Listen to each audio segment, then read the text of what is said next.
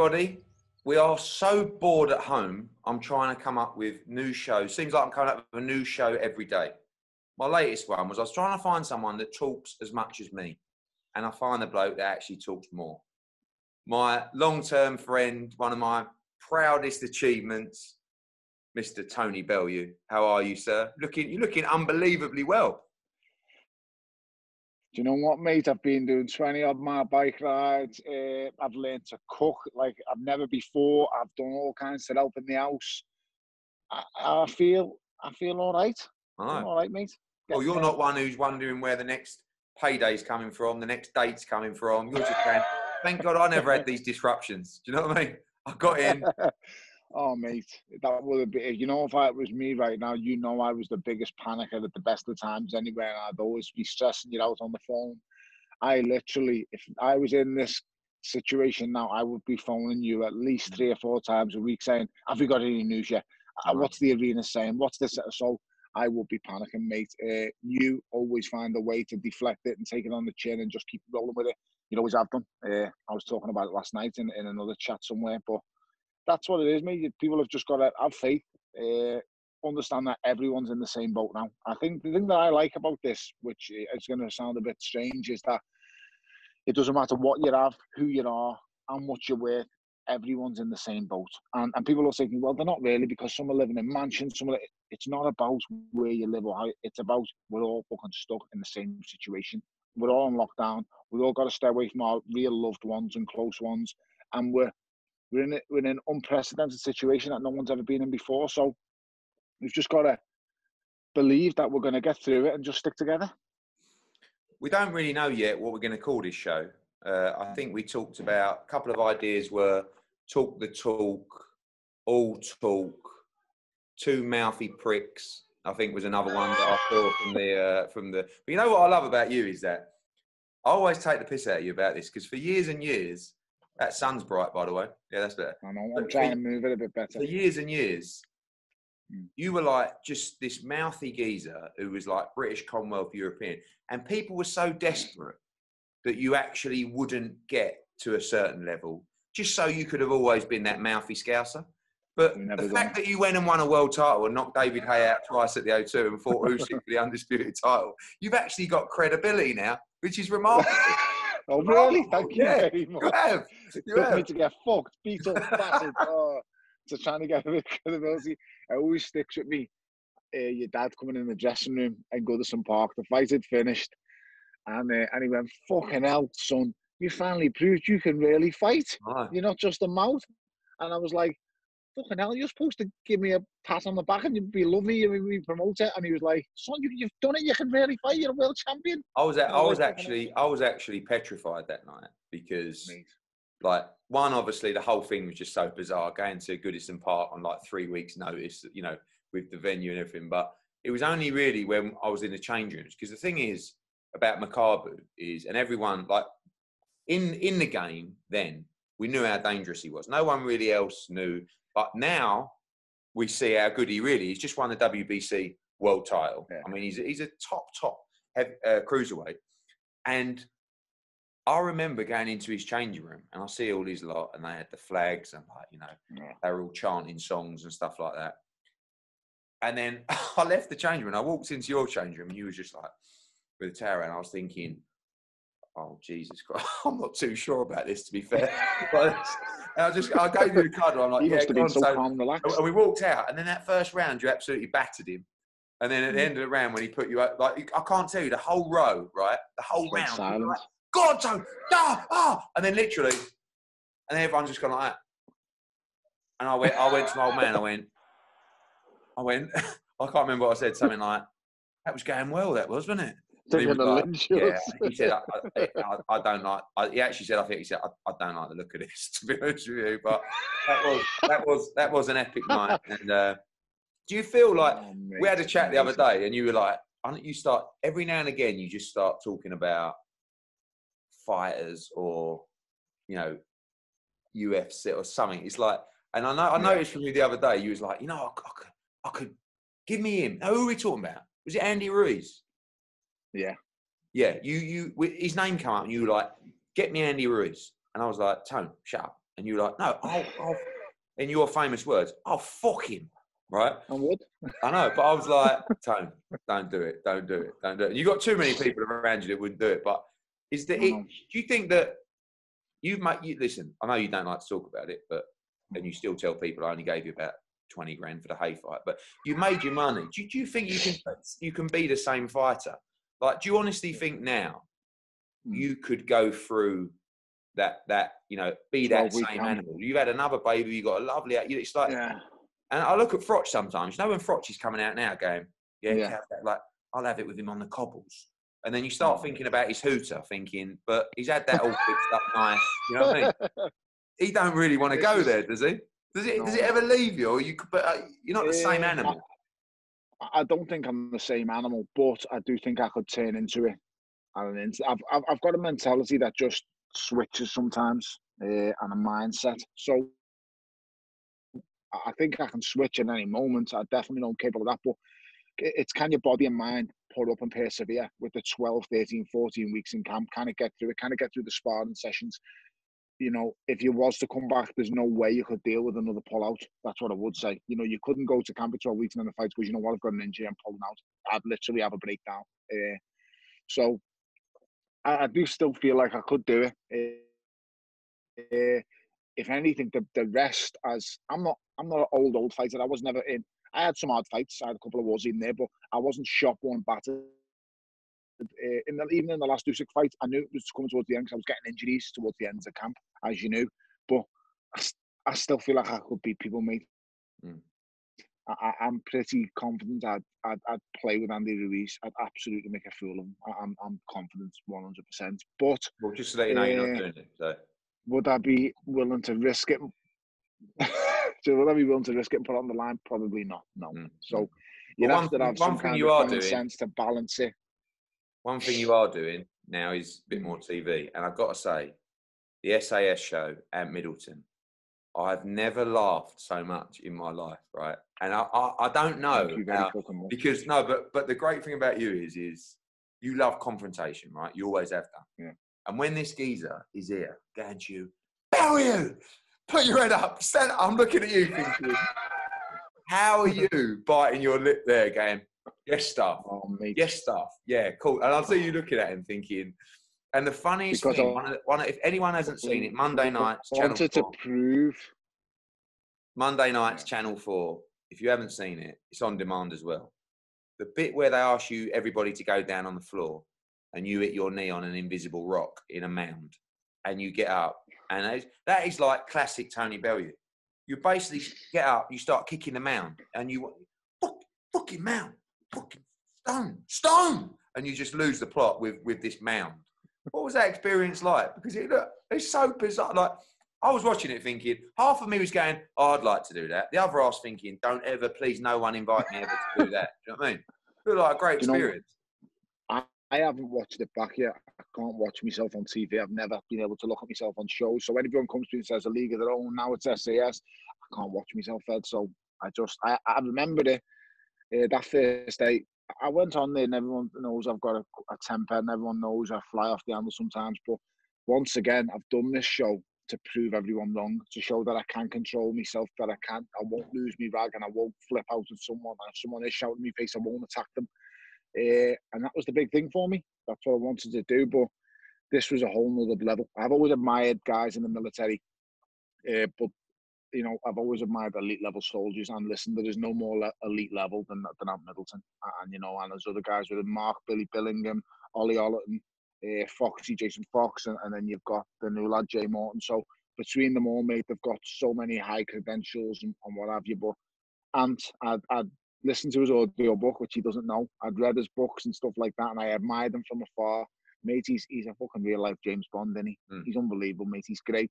So when he was in my face shouting and bawling, a part of me wants to go, you fucking won it. I know, yeah, you know what? But then I'm thinking, I'm going to prove everyone wrong.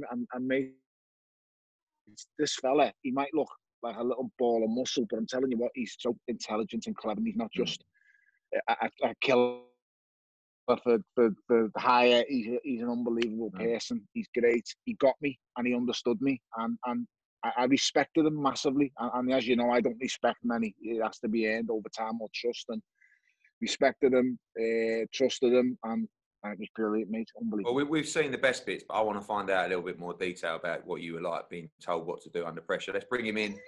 And Middleton, star of the show without any question. And how are you, mate? Good to see you. I'm good, Eddie. How are you, brother? Mate, I've got to say that last Monday, Channel 4 was like knowing Bellew so well. To have someone in his face screaming and shouting, like he couldn't even handle it when David Hayes was in his face. You know, an undisputed cruiserweight, heavyweight world champion. But that was some of the best TV. And when he hit his knee on that stone and started kicking the stone, I can't tell you how much pleasure I had on that. Firstly, brilliant job on the show, mate. But before we go into the mad scouts, how's life with you? All good, mate. Listen, I'm making the most of things. You know, I'm controlling what I can control. I'm controlling what I can control in these four walls with my family, with the way that I think. So yeah, all good, mate. I'm making, you know, I've been told to stay at home. So I'm making the most of it. And the family are benefiting from it because I'm always away. So I'm in a good place at the moment, mate. I felt for you a bit when you started out because you're such a positive person. And I saw a lot of you were at the other side of the world. So that's right, yeah. I was the same. I did a press conference with Usyk against Chisora. And they were like, you're announcing this, but obviously, you know, can't you see what's unfolding here? And I'm going, listen, you've got to roll up your sleeves. You've got to crack on. And I was getting the same kind of stick you were getting, where it was like, mate, this is... You know, but do you know what it is, Eddie? It's one of those, mate, where, you know, never in my life, ever in my life, have I back down from a threat. You know, whether it's in the military, whether it's just my personality, it's everything in my blood. If a threat presents itself, I've always tackled it head on. You know, whether I've defeated it or not, I always tackle it head on. That's what I've been trained to do. That's what it's in my DNA. So when someone tells me to sit back and do absolutely nothing to something that's threatening us, it really goes against who I am. So it took me a long time to get my head around that. And then I flew out to New Zealand to do SAS Leaders Wins for Australia. And obviously their night was our day was their night. So, you know, I got at the airport being mobbed by fans, and, you know, nothing had really changed.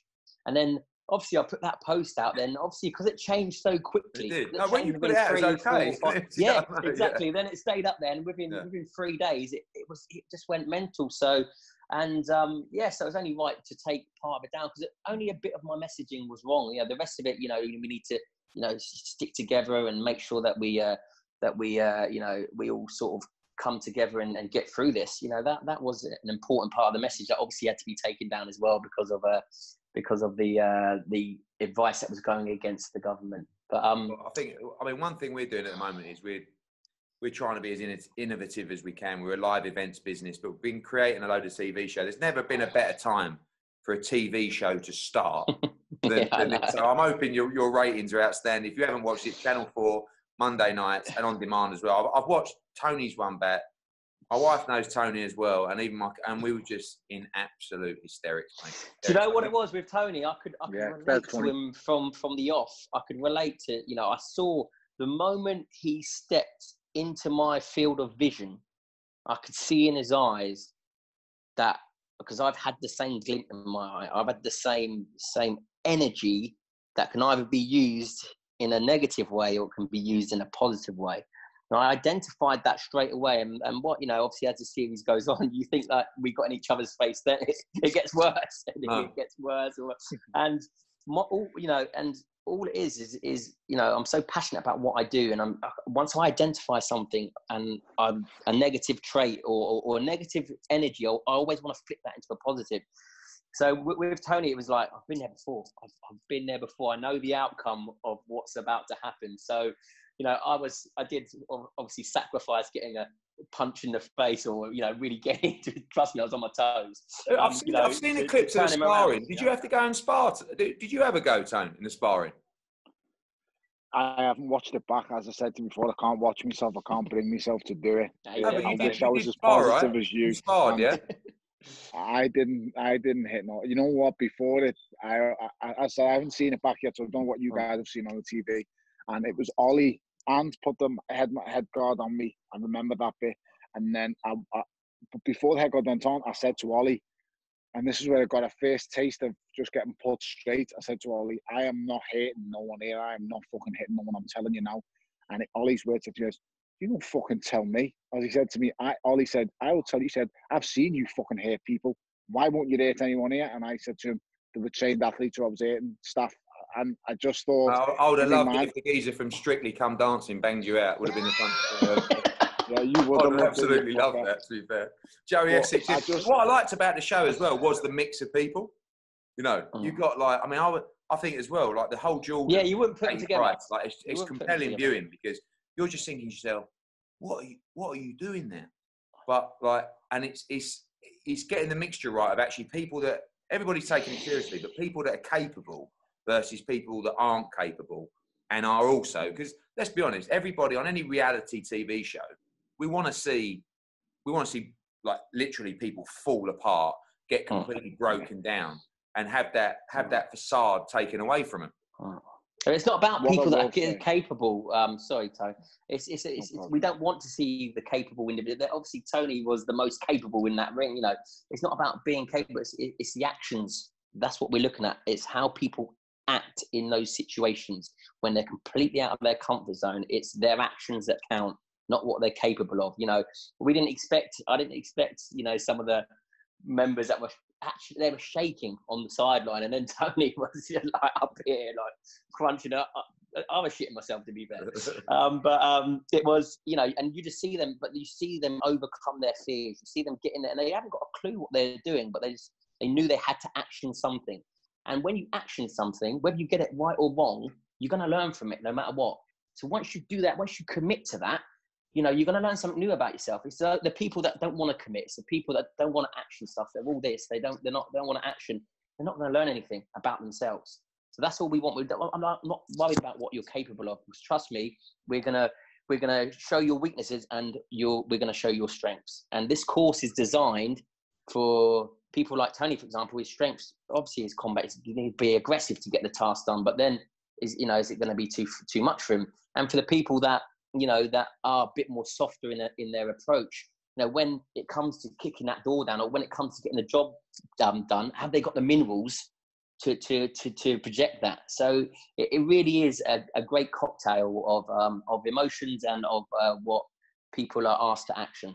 Now that I've got you, what they see, the one thing that I will say is everyone's going to watch the show and everyone's going to see it, but it doesn't do it justice of just exactly what you're going through up here. Now, when I came out, and I'm not shitting here, I'm not joking, for 3 weeks, I was waking up in the bed in 1 hour in the morning, covered in the bed in sweat, and I was looking for exit points in my own house.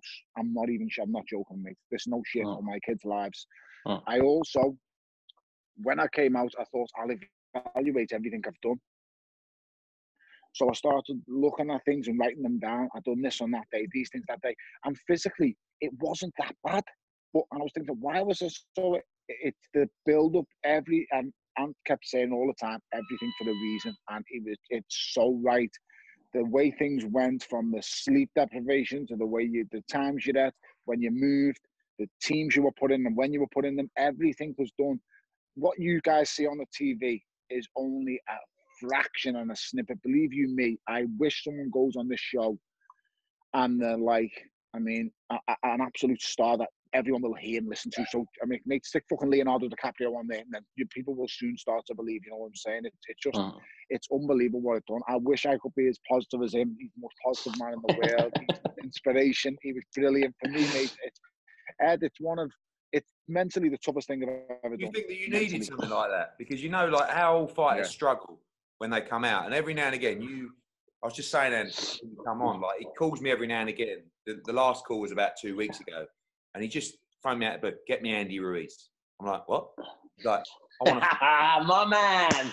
Yes, I love that. He always said to me, And like the amount of times he said, well, we were like that when we were going to fight Usyk. I say we were going to fight Usyk. He had to go and do it. But in the end, it was like, it was too much of a challenge to avoid that moment in history to become undisputed champion. But after that, he's like, you know, and his missus, I'm 20 times more scared of Rachel than I am at Tony. Right? And she's like, no, that's it. Never, ever again. And it was all like decided. And then every now and again, it's like, oh, fuck it. Of course it is. You know, but that's great. That's great, like mate. I mean, you've got to have those challenges as a fighter. That's the fire inside you. The moment you lose that, and people think that's a negative, right? People think that when you go, well, I want to get up and do something, like me, you know, sometimes, you know, I miss going into combat. You know, that's why I love boxing. That's why I love my MMA, because it just keeps me in that mindset. But that's what I love. You know, it's really, really positive. I heard you say that, Eddie, about Tony, because that's his fire and that's his flame. The moment that flame goes out, mate, you're done. Do you know what I mean? So every now and then, just to get that, all it is a little spark, like, and that just confirms that your flame is still alive. And that's one thing, mate, that you should never lose. So that's actually music to my ears. It's quite interesting, and Tony, you can talk about this as well. I think that fighters have a big. Fighters don't necessarily have the schooling on the way up. Talking like the emotional, the psychology, the educational schooling, where when you're finished and you're done, you know, you've had those massive nights and you've walked out in front of 20,000 people and you've won world title, and that goes, it's so difficult to channel that energy into something that you may not have. You know, it's not like a lot of people, like Tony's had the blessing to do TV shows, or, you know, he's doing some fitness stuff or this kind of stuff. But you look at people like Ricky Hatton and people like that, who basically their whole life was, and I see fighters in this situation in lockdown where I worry about them as well, because when you take that away from someone, it's all about channeling that energy and, like you say, that spark within them. And once that's gone, psychologically, that's very difficult for a fighter to deal with. Your book touches on that, Ant, the Fear Bubble. Your book touches on that. It does. It's hard to do. I struggled with it, but as I say, I've got a family, I've got a wife, and I've got things to focus on. Other people haven't to come out the game. But what I will say is this show helped me massively adapt, because I had so many things going on that will probably be unveiled in the show as it goes on. But it just, I had so many things going on up here, and I don't speak to people like that. You know, I don't trust anyone. I trust very few. So I just I embraced it, and I let it, and made it really works. What I'm saying and what he preaches and what it's in his books and what's in his audio book, it's right, mate. It works, and I don't want to come out and say I'm a poster boy for it, but I'm not, because I haven't got a clue. But what I'll say is it helped me massively, and his mentality, the tiny bit rubbed off on me a little bit, and I just wish I could have his mentality 24/7. I really wish I could. But I'm sure even he has his moments as well. No, absolutely, mate. Absolutely. And you know what? You know, I'm an extremely positive person, but that doesn't mean I'm always happy. You know, there's a difference between being positive and being happy. You know, to be positive, you have to have negativity, because without negativity, there's no such thing as positivity. So what positivity is when you challenge negativity. When it's something negative in your life and you manage to challenge that and flip that, that's a positive outcome. And that's what I do. I challenge negativity. Well, that doesn't mean that I'm always happy. You know, work might be stressful. You know, there might be something going on in my personal life that's stressing me out. You know, I still have bad days. I still have, you know, stressful moments. But what I make a concerted effort to do, if I have a bad day and that starts to roll into 2 days and 3 days, and I start to think, whoa, you know, once that gets momentum, that negativity gets momentum, then you've got to make a concerted effort to pull yourself out of that. And try and focus on something positive, or try and pluck a positive and really focus on that to ignore the negativity. So when I have a bad day, if it rolls on, if I wake up the next morning, I'm still in that frame of mind, I go, right, sort it out and get a grip of yourself. And I'm honest with myself. I'm like, what's fucking bothering you? Right, get to grip of it, face it head on, and deal with it. And then boom, you can move on. But the moment it starts trickling on into days, into weeks, you're knackered. You're done. You know, you've got to really, really pull yourself out of it. So the moment you identify it and you're honest for yourself, that's when you can pull out of it quicker. And I feel like this is a good opportunity for me to get some counselling and some. One thing I think is interesting about this whole situation, this lockdown, is, again, that was a fascinating point you made there about positivity and being happy. I think I'm definitely going to steal that at some point when I do an interview later on. But it's like, that is the thing, isn't it? It's all one thing saying, right, get up and go. Right, you know, I'm 24/7. I'm a million miles now. I'm not tired. I work well, but but actually deep down, whether that and the two are completely disconnected. Really, I think you can lead yourself to happiness, but of course you can. And Eddie, you know, when you're churning negativity, when you're facing negativity, to churn that negativity into positivity, you're not in a good headspace. You're not happy. Do you know what I mean? So when I'm focused some days, and Tony will see this because you know, I don't mix business with play. When I'm at work, I'm at work. When I'm at home. Very much like Tony. And so when you're actually challenging negativity, you're not happy about it. Do you know what I mean? But you're focused. You're not. You're in a zone. And in order to do that, then obviously you churn that into positivity. But you know, it's not a good place to be in to constantly challenge negativity. But once you learn how to flip that into a positive, and once you use that as your fuel, then it does become a challenge. And I love a challenge. So I don't see it as a negative way. But yeah, when I talk about happiness and being positive, they are two completely different things. Just finally on that, I think the biggest challenge for people now is obviously, firstly, living in this new environment, which I think over time, I've actually, as every day's gone past, rather than lose my mind more and more, I've actually got more comfortable. Do you know what I mean? We've actually gone from a state of like, for the first couple of weeks, I was like, oh, I mean, don't get me wrong, the homeschooling has been just absolutely brutal. And I swear my 10-year-old just winds me up with some of the answers. Can't do it. Can't do it. But I'm actually getting to a situation now where it's like, I'm a bit scared because the drive that I had before, like, I know it's still there, but I just got to dig it out a little bit. Like before, it was 1,000,000 miles an hour and there was nothing that was going to stop me. You know, it was like, get up, go to work, get up, go to work. Now it's like, you know, I've been waking up at 8:30 and I started thinking about, when you go back, you're going to be up at 5, going up to Manchester for a press conference and then getting a 5-hour car back and then flying to New York for a press conference and then come. But think how different it's going to be, Eddie. You know, what I'm really, really excited about, and when all this fun is chaos, which we're in, creates change. Okay, when you have change, you have to adapt to change. Okay, so therefore you're challenging yourself. You have to adapt to it, and you have to make it work for you. So you say you were 1,000,000 miles an hour before, which is a massive positive, and this is it's a bit of a lull. And but when we get out the other side, and you go back to being 1,000,000 miles an hour, but things have changed, and you're figuring out and you're adapting things, that spark is going to reignite because it's going to challenge you in a way where you've never been challenged before. There's going to be new ideas, new concepts, new ways of living that you're going to have to adapt into this drive that you already have. Well, that's fucking really exciting because it's changing your life. It's changing the way you think. It's giving you more strings to your psychological bow because you're now tackling things in a different way. And that will excite you to a point where you will end up doing things differently, but in the same sort of manner, but differently. And of course we want that. The moment we get to things are the same, we get too complacent. And it is when you say it's 1,000,000 miles an hour, 9 times out of 10 we're being busy fools. We're just like going through the motions of how the mechanics work. But when you take a cog out and you replace it with something else, not only do you have to keep the bigger picture the same, but now you're thinking in a different way, you're acting in a different way, and you're approaching things in a different way, which is, again, for me, is massively exciting. Because I think all it's going to do is add to my psychological toolbox. Mate, that is absolutely just revved me up massively. I'm ready. I'm pumped. True, mate. It's true because you will. And guess what? You're going to have to figure it out, Eddie, because you're at the top of that game. Everyone's going to be looking to you. So and it might be pressure, but it's positive stress. It's positive pressure. It's stuff that you will thrive on. I really relate to what you say about almost not taking things for granted, but you know, it's getting complacent. Now it's like, you're right. It's like, this is a whole new, shows behind closed doors. We're creating like this fight camp idea. We're going to be flying people in. It's like, it's never been done before. So for all the groundbreaking stuff we've done, this is our biggest challenge ever. Yeah, absolutely. So I'm pumped for that. Listen, mate, I thank you so much for coming on. Monday night is one of my favourites. It's the first time I watched it, I've got to be honest. And it's absolutely brilliant. He watches us to piss himself laughing at me. I know. Tone, you're a warrior.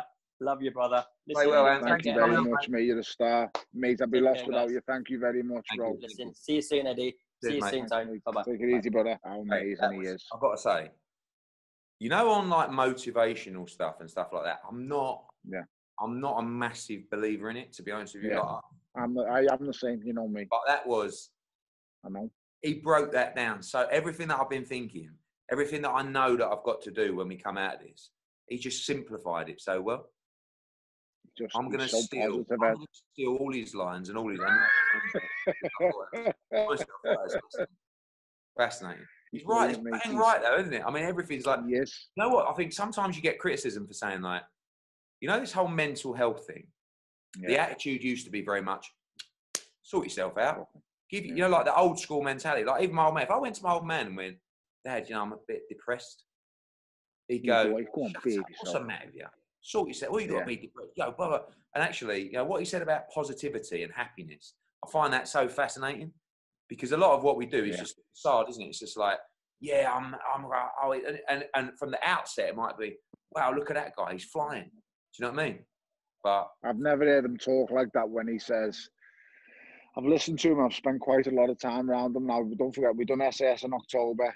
I got to know him. I spent some time with him in Saudi because he was out there with us. And I've got to know him really well. And I've never heard him say them words, but he said, just because I flip it from a negative to a positive, it doesn't mean that I'm not sad sometimes or I'm feeling great all the time. So it lets you know that even when he can feel down, and he is the most positive person that I've ever come across. But he breaks things down and he puts it in a box and he's able to deal with it and do it right. And he's brilliant, mate. He is one of the best people I've ever met. Well, we're gonna go boxing now. We're gonna go back to our route, and we're gonna bring on a very good friend of yours, a guy that I think you two have got so much in common anyway. But now you've got even more in common because he's about to, when we come back, face the guy who you had a great fight with and lost the Undisputed Cruiserweight Championship with. Let's bring in Derek Chisora. Yes, he's on. I'm on. What's up, Del Boy, thanks for joining us, mate. What's going on? Hey, brother. How you doing? This is the new technology, mate. Zoom is the future. Oh, mate. So that means I can't even put it on you anymore. Now you can be brave at home. Yeah, you're not getting no money, so don't worry about it. Go away and hang up. This is the future. I can just do the press conferences on here, and there's no risk. There's no risk, yeah, for real. What can I see, Eddie? When are you gonna see me? Can I ask you a question, right? Yeah. Now, I've never seen this before, right? You know, when you weighed in for the David Price fight. Yeah. Did you have a little plan for me? No, I didn't. I can't remember. So I know that every time that there's a there's something in your mind, right? And generally, you and David get together and like you go, and generally, I'm the one, right? I'm the easy touch. I'm the one that ends up getting it, right? Do you want to know the God honest truth? What? David don't even know half of the stuff I'm thinking in my head. Really? Well, you scared the life out. I know that. No, for the David Price fight, he's walked into the arena to weigh in, right? And I've caught him walking down the stairs there. Yeah. And he's looked at me and he's gone, that's right. And I'm like, what have I done? And he's leaning towards the stage, right? So I'm thinking, I know, right? He's going to, like, I don't know what he's going to do. So when he got up on the stage, I went and stood over the other side, right? And he was like, I swear he was looking around saying, where is he? Where is he? Nah, I didn't have anything planned for you. I always get it. Del, one of my favourite clips of all time is when you slung that table, right, at Dillian, and then afterwards, I come over and I'm like, Derek, you know, can you calm down? And you come forward to me and you look me in the eyes and you went, do you want me to end this now? Right? I have never, my voice has never gone so high. Right? You haven't seen it. Oh no, Derek. Oh. And I had security in the middle of you and me, and I'm thinking to myself, don't chin me. Don't chin me. Right? And then I've had to go because I'm fearing for my life. And then Adam Smith's come up and gone to you, Derek, you know, please behave yourself. And you've gone, all right, Adam. I'm like, oh, well, hang on a minute. Do you know what I mean? Adam's now, I was coming that time. It only takes me a little bit to come off edge and then come back in again. So I was all right at that time. my final story, Derek, is you know that week when you threw the table at Dillian and we had to have that hearing with the British Boxing Board of Control, right? Tone, right? Picture the scene. Del comes into the meeting. There's like 4 geezers here, right? And they're all like, Mr. Chisora, right? And it's so condescending. You know what I mean? It's like, and they're reading out his rap sheet, right? 3 years ago, you said this, you know, in 2009, you hit someone at a press conference. You slapped someone at the face in a weighing. And he's like, so I'm sitting there, I'm thinking, stay calm, Del. Stay calm, right? And they're just poking him and poking him and poking him, right? And all of a sudden, I felt his leg, right, next to mine. And it starts bouncing up and down. Now, you know when Chisora's leg starts bouncing up and down. Just clear the room. You know what I mean? Just clear the room. And and I'm going, okay, guys, right, he's under a lot of stress at the moment. We're just going to wrap this up right now. Del, can I have a word outside? Do you remember, Del?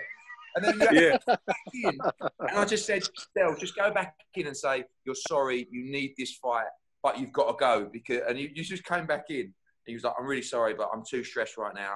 I really want that. You know how close we were to losing that fight? It was like a 5-4 vote. Are you serious? And the great thing about it, you know the 50 grand fine you got? Yeah. Yeah, thanks for that, mate. Tone came out of the room. Oh, Del, what a result? 50 grand fine. What a result? Yeah, I'm not paying it. Sorry? Right? So I'm like, to be honest with you, yeah, I blame you, to be honest. Because you set me up on that one. You set me up, yeah. Listen to this, Tony, yeah. He calls me, goes, oh, listen, you have to come to the press conference in Manchester. I'm like, okay, cool. He goes, oh, don't bring your coach. And I'm going to bring my secretary. No, don't bring anyone. Just be a small conference. It'll be fun and you can go home. I'm like, fine. I get there. And I'm bombarded with everybody from Sky. I'm the bad guy. And I'm like, oh, okay, cool. I'll play the role nicely, man. You set me up. That's why you have to borrow me that 50,000 to pay that remember when that table got thrown. And I spoke to... I could write a whole book. I could write a whole book on my dealings with Derek Chisora. I spoke to him when he was on his way back. I was one of the first people to speak to him, and I said to him, how'd this happen? And we discussed on why he threw on the table, things that were getting said. It obviously went too far. The word that was getting put, it went way too far. That was proper bad blood. But, so I agreed with Del, as I always do, but when you look back, it was just a crazy, crazy situation. But, you know. What about when he fought Dillian Whyte? What about the first press conference for that fight, right? Where we were doing the deal, and I was like, he goes, I don't want any pay-per-view bonus. Just give me my money, right? So I'm like, all right, and anyway, we do a deal. Go up there. I've got Dillian Whyte's gone like, yeah, he's going to get this, and I'm going to do this. So I've gone, Del, what have you got to say about that? He's gone, well, I'm not getting any pay-per-view money, so nothing at all.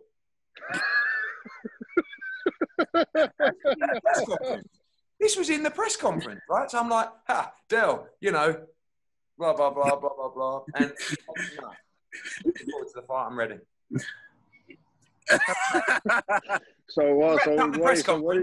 We wrapped up the press conference and he comes over to me and he says, I said, what was that? I said, Del, you got, you know what I mean? We got to build the fight. He goes, no, I don't build the fight. He went, you didn't give me any pay-per-view money. I said, you said you didn't want it. You just wanted the guarantee anyway. Well, give me that watch. I said, sorry? He went, give me that watch. Sorry. So I'm like, I ain't giving you my watch, mate. It's like some gold Rolex. He went, well, I'll tell you what, if it does over X amount of buys, buy me one of them. So I was like, go on then.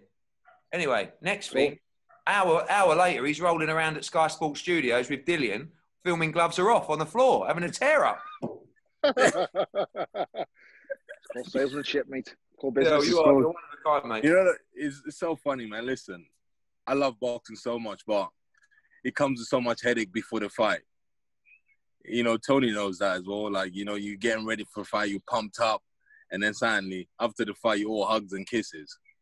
So weird. You think you're more chilled now, Del? To create drama. Am I more chilled right now? It depends. It totally depends, to be honest with you. It depends with the character I'm fighting and who am I fighting. You know, if I'm fighting, like, you know, let's say with Usyk, yeah, you know, because he's a great fighter. You know, the guy's a good fighter. He's You know, he's won a gold medalist, so I give him that respect. You know, he's won everything in the cruiserweight game, and you know, but he's coming in my domain, so I'm just like, you know, just watching him, his movements and what he does. You know, you can't get him up. That guy, two boxes the same, so you can't really get him out of his rhythm. So I just like get myself upset so I can fight him in my own rhythm, basically. But right now, I'm more just relaxed, chilled. But we'll see when the gloves are on. Well, you two, I'm sure, are going to be having a lot of conversations nearer the time. Tone, what have you got to do? Easier said than done, but we talked about rhythm, so important against Usyk. What did you find when you fought him about that rhythm? Because it was almost like, although we know you were back at cruiserweight, you were tight on the weight. It was almost like it's constant pressure that he applies with his footwork. Do you think he'll be able to do that in the heavyweight division as well? He's not going to be able to apply that constant pressure at the feet, not anymore, because to apply the pressure, you've got to... It's clever how he does it, because he's not actually in range when he applies the pressure. He's just on the edge. He's on the fringe of being in range. But it's like he's letting you know he can nail you at any point with the slightest step, just a little inch forward. And that's the clever thing that he does. But with someone like Bell in front of him, who's so big and so strong, you're not going to be able to dictate that kind of range. And especially with Bell's reach, people will forget about, will play a big part in the fight. So, you know, where Oleksandr Usyk used to having reach advantages and size advantages, he's not going to have this at the weight no more. So, as I say, it poses a lot more problems for him than it does for Dell. And then also the last place he's going to want to be is up close and inside. You know, it's a dangerous place to be with a heavyweight. I know I've sparred with hundreds of heavyweights over the years.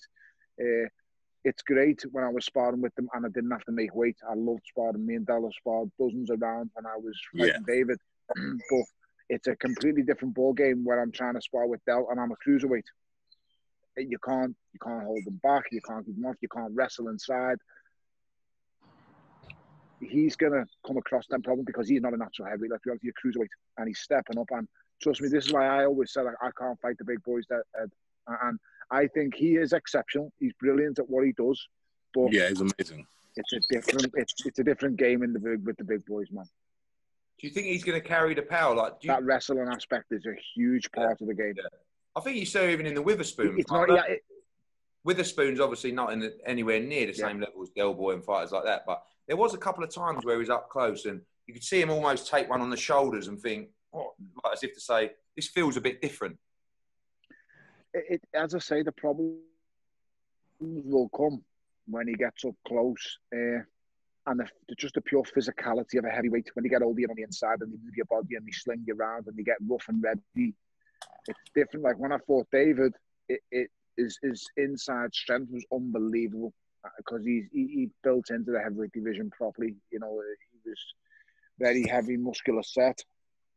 Not all heavyweights are like David Hay, but as I said, it's just a different ball game. And Oleksandr Usyk, in my opinion, is going to go into the heavyweight division and look to capitalize on his boxing skills, look to use his speed and range to win fights. He's not going to, like I said, he's not the biggest puncher. He's not a big puncher at all. And people will say, why would you say that he stopped you? Listen, mate, if my nan would have hit me in that 8th round, she'd have put me out as well. My nan's 93 years old. I was so exhausted going out for round 8. But as I said, you know, it's not that he's hard hitting. He's extremely accurate, and he's extremely he's brilliant technically. So that builds up. It becomes a culmination then of how effective he is. And if he's allowed to keep peppering you and nailing you, in the end it will have an effect. But if he can't dictate the pace and he can't dictate the range, then he's not going to be able to keep peppering you. And I don't think that's going to be his biggest problem with Dell. Dell's not going to stand there and just let him pepper him. Dell's not going to admire him and give him an enormous amount of respect. Yes, he said he respects him because of the things he's won and who he is and the person that he is. But when that bell goes, mate, ain't no friends in there, ain't no respect. It's kill or be killed. And I don't like to use that phrase, but it's that's the way it is, mate. You've got to eat and you've got to go for him. And Dell knows more than anyone how you've got to go into the lion's den sometimes and be willing to just not back up. Del, what's been your greatest night? Because, I mean, I know, the first Dillian White fight could have gone anyway. You're up in the second Dillian White fight. The Spilker knockout last time out was great. But is the Carlos Takam fight, is that your greatest moment? Because that was That was something else, mate. I'll tell you what, yeah. For the Carlos Takam fight, we were boxing in the middle of the ring, fighting, everything. And then come to the last 3 spars, I started sitting on the ropes with Brian Jennings. And I was like, oh, this is nice. So then Don was like, don't sit on the ropes, don't sit on the ropes. I allowed him fine. And the first round I went with Carlos, he hit me with an uppercut left hook and he took me off my feet. And I was like, oh my goodness, he's gonna knock me out. And I tried to stand there. I was like, nah. And his hands were moving so fast, I didn't even know what was happening. And I went back in the rope. I went back to the ropes. And then they were like, Don was like, come off the ropes. Like, no way, I'm not coming off the ropes because if he hits me, the rope catch me anyway. And then Jay was like, stay small on the ropes if you're gonna be on the ropes. So I could hear him shouting because he was sitting right next to you. And I just stayed small for a couple rounds. And then after his power punch started fading away. And then I wasn't even doing so much at that time. And then when he came, I don't even know, what round did I stop him in? 7.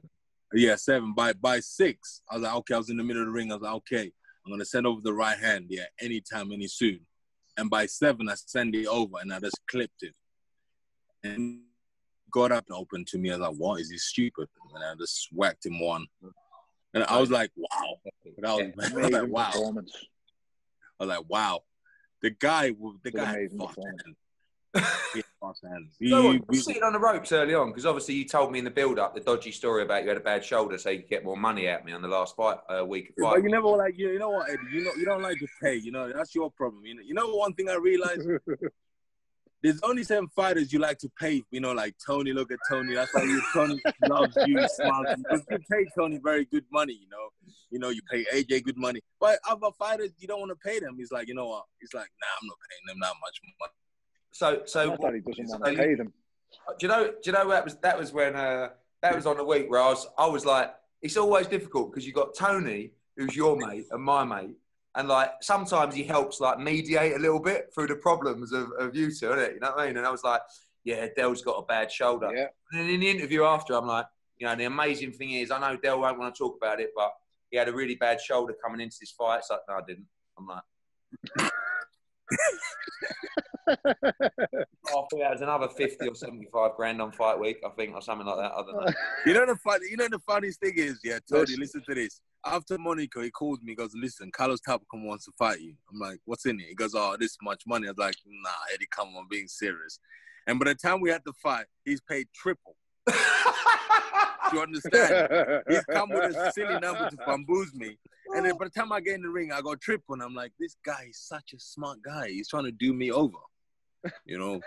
But They'll always pay on time though, right?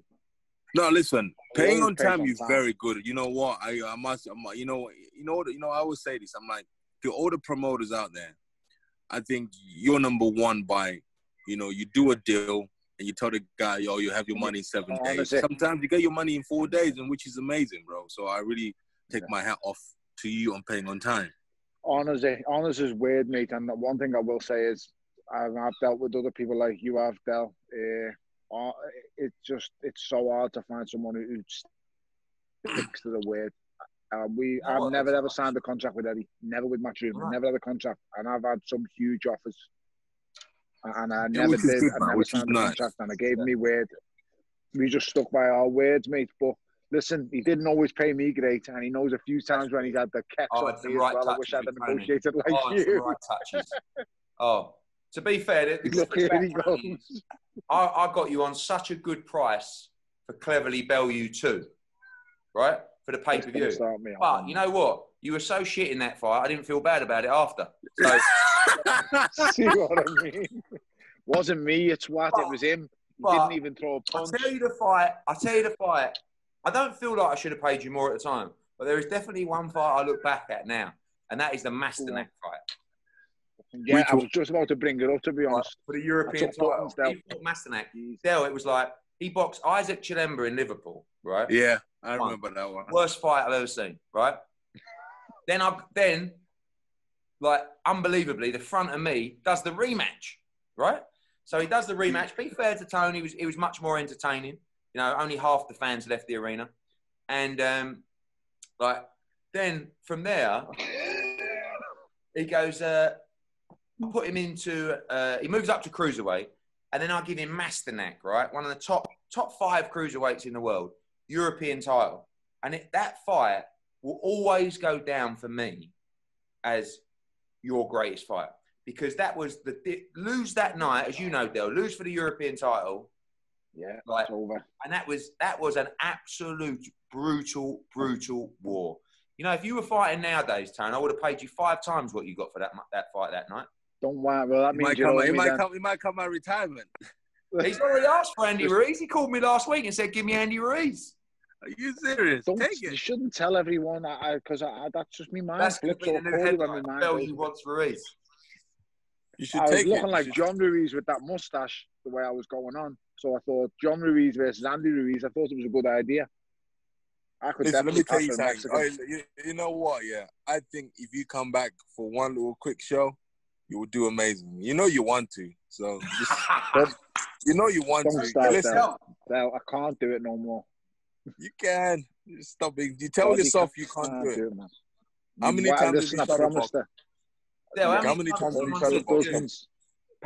I do the 30 mile on the bike and then a shadow box. Do you know what I said to myself when I retired? You know what I'm going to do? I'm going to get everything I ever wanted in boxing. Everything. The gloves, the belts, everything. I'm going to put a bonfire in there and just burn it all. And then start something else. Do you love it, though? What? You love it? Do I love boxing? Mate, I love it. I'm insane. I love it. I can't get enough of it. If I had the opportunity to fight every month, I would do it. I would do that. I would fight every month if I could. I would do it. Get the training. Yeah, I'll do that. I love fighting. I can't, even when I'm in the gym, I'm sparring, when I get in the spar, when I'm just getting there, I'm just looking at everybody. And then I'm like, yeah, you guys are going to get it today, boy. I'll just go in there, go nuts. And then after shake hands, there's your money, get the fuck out of the gym, But I love it. I can't get enough of it. Oh. It's an amazing sport. Me and them used to beat each other up and don't want to get no fucking money. This question for 2 of you, what I can never understand is sparring partners, yeah?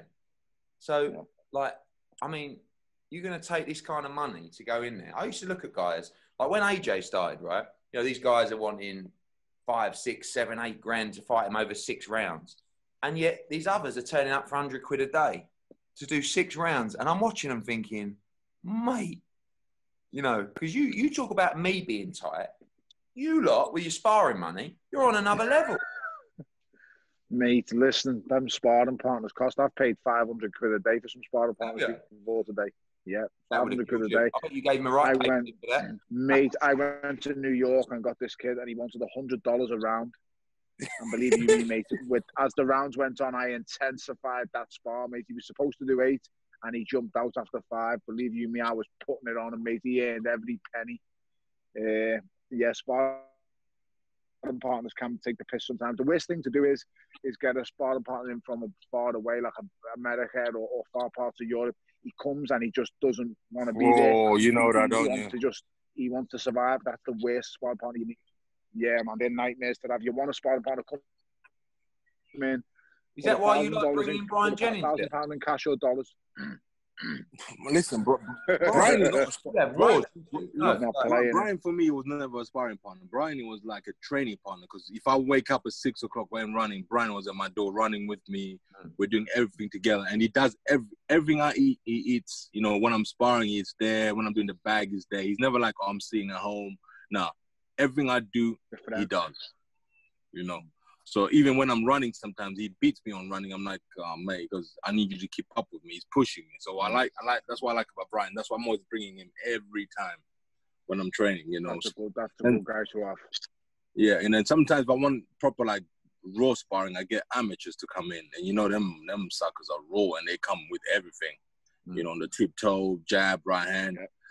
But I love it, man. I can't get enough of it, man. I remember when I used to go with Rotherham, he used to call me, come down. I'm like, I'm on my way. Mate. I'm on my way. Mate, he loves it. But I loved sparring when I was in the early parts of the camp. As the camps intensified and went further on, I would get nervous towards it. The last couple of spars, I would be nervous. I would move like a fucking cat on a hot tin roof because I was petrified of getting injured at these stages. Oh, it's just different, man. I'd say sparring's good. I miss fighting, but every dog has its day, and I've had my time. It's time for the other guys. It's your time to shine. It's other guys with the squad and with the team and Matchroom. It's their time now. So just maximize it and enjoy, embrace the moment, enjoy it, because trust me, it will soon go. Believe me. So enjoy. I never reflected when I was fighting. It happened and then it was over. And it's only when I look back now where I think, wow, I've done this, I've done that, I've done this, I fought here. And just take a second sometimes and go, I'm doing this now. I'm going to fight him now. I'm going to go there. I'm going to take it in and absorb it. Just don't let it pass and think it's going to happen and it's going to last forever, because it doesn't. Yeah, I know. It's difficult, man. It's hard. It's all right for Eddie, because Eddie will be still there anyway. When we got beard, grey hairs and white hairs, Eddie will be still sitting on that front seat, Listen, wheeling and dealing. He works that many right hours. Fight. Mate, he works that long and that hard that if he carries on, I'll keep telling him, he's going to end up burning out and there'll be no work for no one. If he burns out, everyone's finished, because he just doesn't stop. The fucking phone is glued. He's got a strap with it. He's got a headband on the phone, and he just puts the headband on and the phone sticks to his face. He just never stops ever. Jesus Christ. So when you text him, We're out here hustling. We're all hustling. You're hustling much bigger though. But listen, here's a question for you, Eddie. Yeah. If that rematch happens between AJ and Dylan, who's your money on? AJ and Dylan? Yeah. Well, I think AJ's a favourite, don't you? I'll ask you the question. You know me, I'm always with my little brother. My little brother, he can fight. Listen, if AJ fights anybody in the world, the toughest man in the world, I'm right behind his back. So the question was to you, I think because I'm editing this show, I'll definitely answer that question. If you had this, I think you have. This is my half sitting on the fence. I think AJ is a favourite for the fight. I think Dillian Whyte is one of the most dangerous guys out there, and I think he has the ability, massively improved, and toughness to beat any heavyweight in the world on his night. Yeah, that's a tough one. But the most dangerous person in the heavyweight game, that gypsy guy, boy, he is good. Tyson Fury. Oh, he's very good at what he does. Do you think he's dangerous though? No one put it on him yet though. Who's actually put it on him though? With the capabilities of what AJ can do, that's how you got to get him. Let me tell you something, guys. He's an all-round fighter. Because 1 minute, he's doing like, for instance, for Deontay Wilder, Deontay Wilder trained the wrong fight for Tyson Fury. He was doing things very slowly, But from what I heard from how Tyson was training, he was doing less rounds, fighting. He was not boxing, and he was switching at the same time. When I boxed Tyson, I thought he was gonna come in as orthodox, and then suddenly I walk in there, he's gone southpaw. I was like, bamboos. I'm like, I get that. He can box southpaw orthodox. He can fight. He can box. The one thing that he doesn't have is that big punch. Don't get me wrong; it's getting stronger. But I just think the way to beat him, if you're going to match up a style to beat him and create a style to beat him, it's AJ's style. Explosive, powerful, punch with either hand, and got good enough footwork to get close. That's the thing. You have to have explosive feet. And I know people will say that, you're going on for AJ. I know Tyson as well, so I'm friends of both of them. But you've got to look at is what he's good at. So if you've got two guys, if they ran a 100-meter sprint, AJ will win all day. If they lift weights, AJ wins all day. Now, that's not what it's about, because it's a boxing match. That doesn't play a part. But actually, them things will play a part in how Tyson Fury's defeated, because it's going to take someone to get their feet to him faster than he can get away.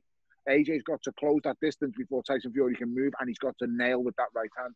And I think he's the only man capable of doing it. The only reason Deontay Wilder couldn't do it is because technically he's not clever enough to do it. He's not wise enough to make the move with the feet. He's not wise enough to create a trap. He's not clever enough to use a jab and push back. It's okay doing it against a 95-year-old man and Luis Ortiz for a few rounds. But listen, mate, when you're going up against someone like AJ, the guy can be relentless, and he has that speed and that explosiveness. I mean, I wouldn't want to face him if I was, because he has all the attributes. The only thing AJ now needs is that natural fighting instinct where you gain through years and years of training, Del, and fighting, sparring in the gym. Just that natural, you know, that slickness when there's pressures on and when someone gets told you just to cover up, tuck up, that kind of. We love fighting. Me and you, we love fighting. So there's never a moment in a fight where you go, I've got to hold it and be panicking and stressed out. You hold it and you're just like, what? It's easy. And it's that kind of relaxation in a ring. Once AJ gets that, and I do think it's getting there because I've seen it in parts in the Andy Ruiz rematch. I think once that's fully incorporated into his game, he's as good as unbeatable, mate. He really is. That's the only aspect that I would want to help him get into his game, or that relaxation and that being able to stay calm when the pressure is on, because we're all going to come across them moments in fights where the pressure gets put on you and where you've got to remain calm. They're the pivotal moments in fights, and that's what Tyson Fury is. He is always calm. He is always relaxed when he's in that boxing ring. That's why he doesn't tire. That's why he gets stronger and better as the fight goes on, and that's why he is where he is now. Yeah, that's right. That's the name, boy. I could talk to you all day. Del, I'm going to let you go. Thanks so much for coming on. I know that we all can't get back. Can't wait to get back to work. One of the things, honestly, I'm most looking forward to is you against Usyk, mate. And I know you two are going to be spending a lot of time together as we build up for that fight. Before I go, I just want to say to everybody out there, when everything is done and settled, I think everybody deserves to buy flowers and box of chocolates and give it to the school teachers, because Jesus Christ, I didn't realize my kids were nuts, bro. So I'm the same. I can't even do the homeschooling, man. Yeah, buy flowers and give it to the school teacher. Say, you know what? Thank you very much for those 6 hours a day you take my kids. So I really appreciate it, because I'm doing the same thing, and I think everybody should do that. You know, buy flowers and give it to the school teachers, because Jesus Christ. Same. But anyway, thanks a lot. Boy, thanks for coming on, mate. Take care of yourself. We'll speak soon. Give me a shout later today. I'll take it easy, brother. Peace out, bro. Tone Chisora, legend. I mean, might not have achieved the stuff in the ring yet to say legend, and I know legend, but what a character. I mean, what a great individual. Hilarious character. A brilliant figure, character, mogul that'll be remembered in the game. Okay, listen, might not be a world champion or whatever else kind of champion for that matter, but he'll be remembered. Everyone will remember Del Boy. The fans love him. The TV loves him. We all get on with him. He's great, mate. So he'll be remembered. I know you've got to get behind him for the Usyk fight. And I know, like, when I was making that fight, I was talking to you and you were like, but obviously that's the kind of fight it is. It is. He wants it. When you fight someone like Usyk, you can never be overly confident. But, you know, the line you'll have to draw between friend and, and actually giving that advice and that knowledge. Is it mission impossible for Del Boy, or what is it? You know, it's not mission impossible. Of course, it's not. When you've got a punch like Del has, and when you're that kind of weight, anything can happen. But the odds are stacked against them. You know, let's not be stupid and foolish. So the odds are stacked against them. So we just have to see how it goes, mate, and hope for the best. You know, I kind of need Oleksandr Usyk to have a bit of an off night, which he's due, because he's been outstanding his whole career. I think the one off night he had might have been against Marius Bredas, and he hasn't had one since. But after that, you know, he's phenomenal, mate. He's really good at what he does. So we need him to have a bit of an off night. We need Del to go to a place that he's been before, make no mistake about it. But he's got to go into this one 100%, hope for the healthy camp, and that he gets to it good. And just hope he can put it on and make land that big punch. Tony, thank you, Matt. I think we've done about an hour, and as the title of the show will say, we could have done about 4 hours. Next week, new guest, Jordan Pickford. We're talking UFC. This has been potentially Talk the Talk with Hearn and Bellew, and we'll catch up with you next week. Thanks for joining us.